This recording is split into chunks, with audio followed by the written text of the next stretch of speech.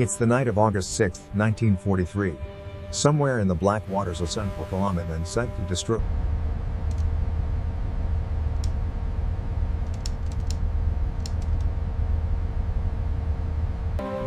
Aboard the lead ship Dunlap, Commander Frederick Musburger watches as distant echoes appear on the scope.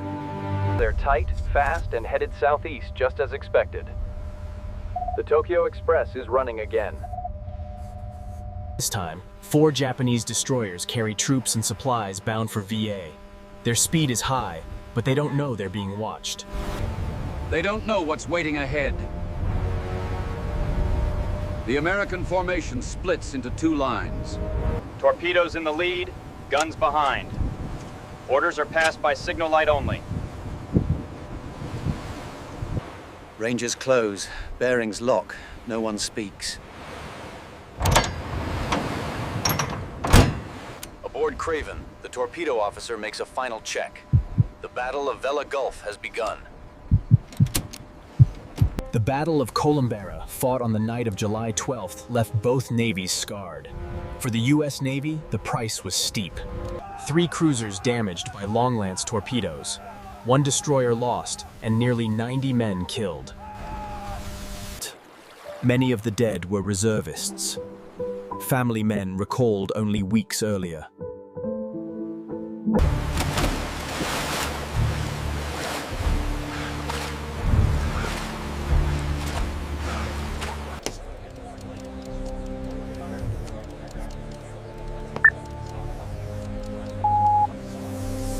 The Tokyo Express, once a symbol of speed and efficiency, had become a costly gamble. Japanese commanders sought to reinforce the island with what remained of the 13th Infantry Regiment. Their strategy remained focused on fast destroyer runs, as transports had become too vulnerable to Allied air power. Yet with the fall of Munda on August 5th, the imperative shifted from offensive reinforcement to defensive desperation. Columbangara, now isolated and under growing pressure, became a liability rather than a foothold. The fall of Munda Airfield severed the direct Japanese logistical line between Rabaul and the Central Solomons. With airfields now available to the Allies in the Central Solomons, daytime operations became too hazardous for Japanese shipping, Forcing the Tokyo Express to rely entirely on moonless nights and narrow straits. It is the morning of October 15th, 1914, in the cold waters of the North Sea. On Oxus, intelligence signaling has signaled another run. Pass rise.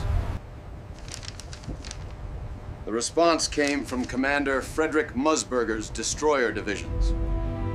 Assigned were Destroyer Division 12, Dunlap, Craven, Maury, and Division 15, Lang, Sterrett, Stack. Musburger, known for his methodical planning, was determined to avoid the mistakes of Columbangara and Kula Gulf. His plan was clear.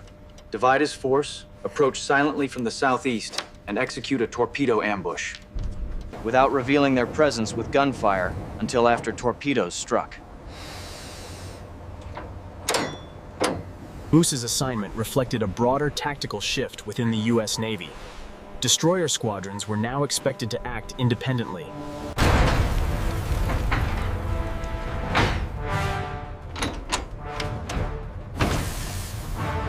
But the Americans now had better radar, superior fire control, and increasingly skilled destroyer crews. The destroyers would strike independently of cruisers. No mixed formations, no overlapping fire control. Radar operators would track Japanese movement. Torpedo crews would do the killing. Gunnery, if needed, would follow. Geography favored the Americans. The Japanese approach route was predictable, hugging Schwaxer and then crossing the Gulf toward VA. Moose's divisions would use that predictability to lay an ambush. Weather conditions, low cloud cover, and calm seas only enhanced radar performance. What also shifted in August was the growing reliability of American intelligence. Radio intercepts and Coast Watcher reports helped refine predictions of Japanese movement. Although there was no guarantee of timing, the pattern of winds had become familiar. Japanese destroyers typically departed Bougainville shortly after dusk and made their final approach into the slot around midnight. On this occasion, contact was expected sometime after 2300. Shortly after nightfall on August 6th, Radio silence was absolute. Orders were passed by flashlight and signal lamp. The destroyers formed into two lines. American radar detected enemy ships approaching from the northwest. Range 20,000 yards, approximately 18.3 kilometers. Course steady speed increasing. The 6 destroyers of the United States Navy moved silently across the black surface of Vella Gulf. It was just past 11 p.m. There was no moon. A low, heavy cloud ceiling masked starlight. Radar returns were clean. Visibility was poor to the human eye, but ideal for radar. In the lead were the ships of Destroyer Division 12, Dunlap, Craven, and Maury. Slightly to the rear and starboard lay Division 15, Lang, Sterrett, and Stack. The formation had been carefully designed. Division 12 would be the strike group, firing torpedoes at close range in the opening minutes of the engagement. Division 15 would hold position, prepared to open fire with guns if the Japanese evaded or returned fire. Bruce's choice to employ destroyers reflected his distrust of cruiser heavy night formations after the confused battles at Kula Gulf and Kolombangara. He insisted on torpedo attacks without gunfire unless needed, maximizing the element of surprise and radar advantage. Each division had a singular task, either launch or support, not both. At 2333, Craven's SG radar picked up a distinct group of returns to the northwest. I have 4 contacts. Repeat, 4 contacts. Within minutes, multiple destroyers in close formation were confirmed. The American formation continued its approach at 26 knots. Bearing 290, range closing. Commander Frederick Musburger calmly monitored, bearing reports from the radar shack, and plotted the enemy's course. The Japanese ships were heading southeast toward Kolombangara at high speed. These were not unknown contacts. American planners knew what they were facing. A 4th vessel, Shagur, formed a loose rear guard. Each Japanese destroyer carried around 230 to 250 soldiers, for a total of about 950 men bound for Villa. Their cargo loads were moderate, allowing high speed, but they lacked effective escort integration.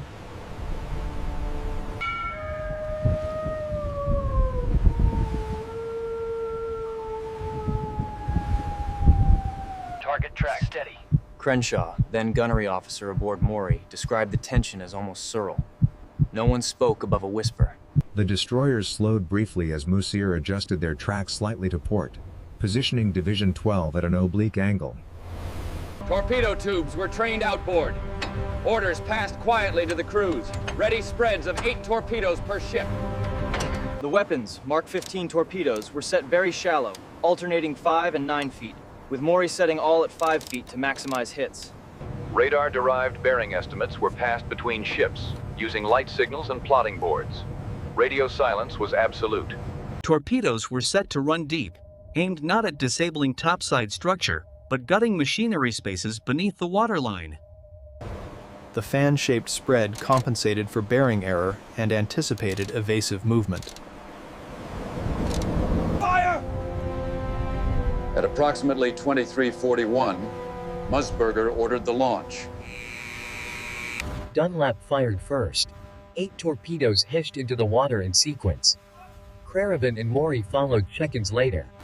A total of 24 torpedoes were launched by Dunlap, Craret, and Maury in a span of just over 1 minute. Immediately after launching, the American destroyers began turning southeast to avoid the line of fire and preserve concealment. Division 15 held fire. Maintaining radio silence and holding position. Fire discipline was absolute. The Japanese column pressed on through the darkness, the ships outlined faintly by the phosphorescence of their wakes. The first sign of danger came just before 2345, when disaster struck the lead destroyer. Hagakaze took the opening blows. One detonated below the forward engine room, the other near her torpedo deck, where reloads were stowed, igniting propellant and ordnance. A sheet of fire erupted skyward. Lieutenant Crishaw aboard Maury recalled that it looked like a magnesium flare going off just off our port bow. The explosion illuminated the Gulf, silhouetting the rest of the Japanese column. Flames engulfed the bridge and forward gun mounts, and Hagaze's power failed instantly. She lost headway and began to list heavily to starboard. For several minutes, she burned fiercely, her midsection a pillar of orange light in the night. Before a final detonation ripped through her forward magazines, the destroyer broke apart and sank. The second ship, Arashi, was hit moments later. 3 torpedoes found their mark in rapid succession along her port flank. The first struck beneath the after engine room, crippling propulsion and flooding compartments aft. The second detonated amidships near the fuel bunkers, spraying fire across the upper deck. The third exploded forward, igniting ammunition lockers and tearing open her hull. Arashi shuddered under the impacts, enveloped in flame from stem to stern, her silhouette glowing against... Secondary explosions rippled through her magazines, blowing out the bridge windows and collapsing the aft funnel. Her bow lifted slightly as her stern settled lower until she rolled to starboard and began to sink by the stern. Behind her, Kawakaze tried to sheer away from the spreading disaster. Lookouts may have sighted the white torpedo track slicing through the water, but there was no time to evade.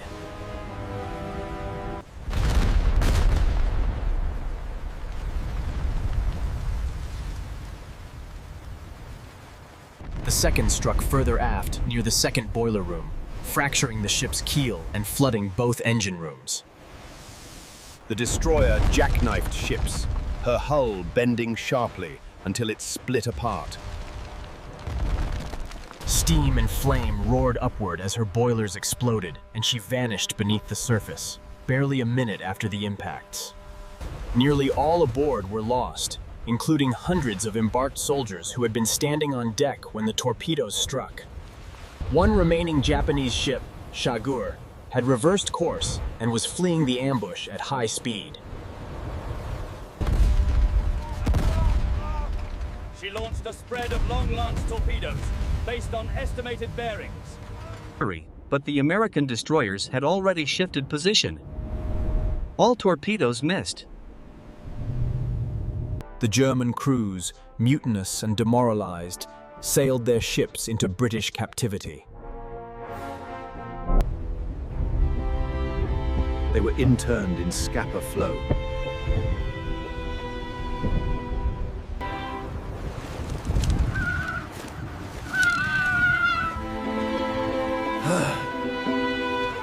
As the peace treaty negotiations in Versailles neared their conclusion in June 1919, the fate of the fleet became a bargaining chip. Admiral Ludwig von Reuter, commanding the interned fleet, feared the British would seize his ships if the peace talks failed. He prepared a secret plan. On the morning of June 21st, the British battle squadron guarding the anchorage left for exercises, leaving the German fleet almost unguarded. At 11:20 a.m., von Reuter gave the signal. Paragraph 11. Confirm! Below decks, German crews opened seacocks, smashed valves, and threw the keys overboard. The water rushed in. Suddenly, the stillness of the flow was broken.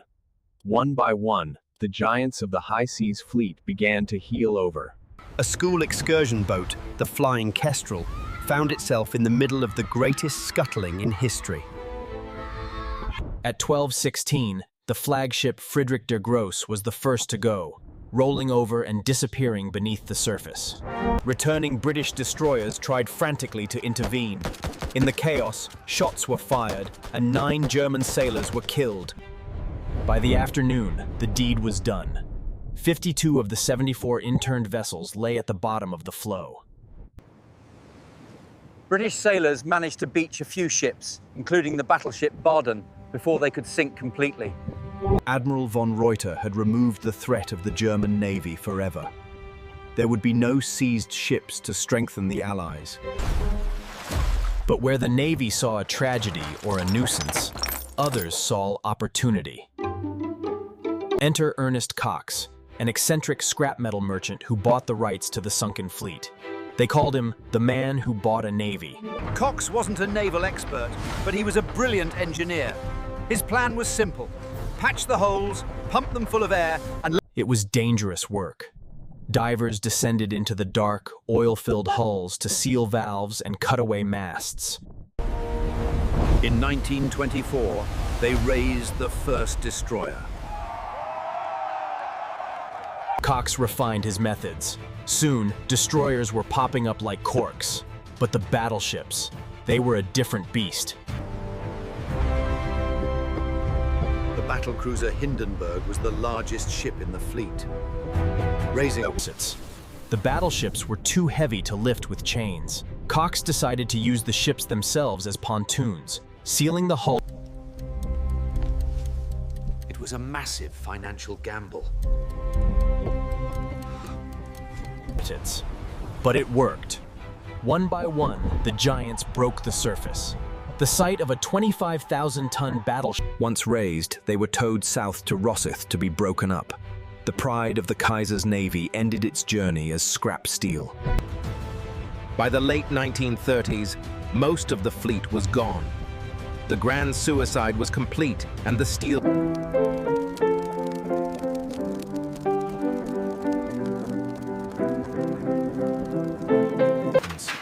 She was surrendered to the British in November 1918 and towed to Morecambe. There, without ceremony, the steel was recycled, disappearing into the post-war world. Today, the wrecks of Aboukir, Hogue, and Cressy lie in the Broad 14s, about 22 miles off the Dutch coast. They are official war graves, protected by law, but they are also a destination for technical divers willing to brave. The ships are upside down, their massive hulls resting on the sandy bottom. They have become artificial reefs, where men once fought and died. Crabs and lobsters now make their homes. The violence of 1914 has been reclaimed by the sea. But peace is threatened again. Illegal salvage operations have targeted these wrecks, ripping apart the hulls to... Large sections of the have effectively vanished, removed. In recent years, increased patrols and legal protections have slewed the destruction. 459 men died that morning.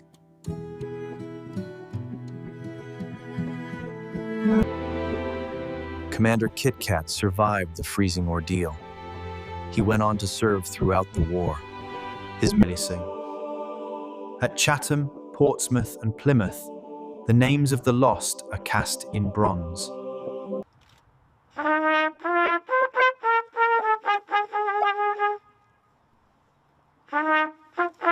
History has been unkind to them, labeling them the live bait squadron. It implies they were thrown away pointlessly. But is that fair? They were not there for show. They were the lock on the door, preventing German destroyers and mine layers from attacking. Their tragedy was that they were caught in the exact moment technology made them obsolete. They were built for a world of surface gunnery, not invisible torpedoes. The Royal Navy learned. The hard lessons of September 22nd: never stop in dangerous waters, always zigzag. For Germany, the victory was a false dawn. It convinced them that U-boats could win the war alone, a belief that ultimately... The sinking of the 3 cruisers marked the end of the naval age of innocence. The gentleman's war was over. Wenman Kit Wycombe Musgrave, the boy who swam from one sinking ship to another, lived to a ripe old age. He never forgot the friends. And Otto Weddigen, the magician, lies in the same sea, forever bound to the men he defeated. They were not bait. They were the vanguard. They stood the first watch in a war that would consume. The ships are gone. The men are gone. Only the sea remains, keeping its secret.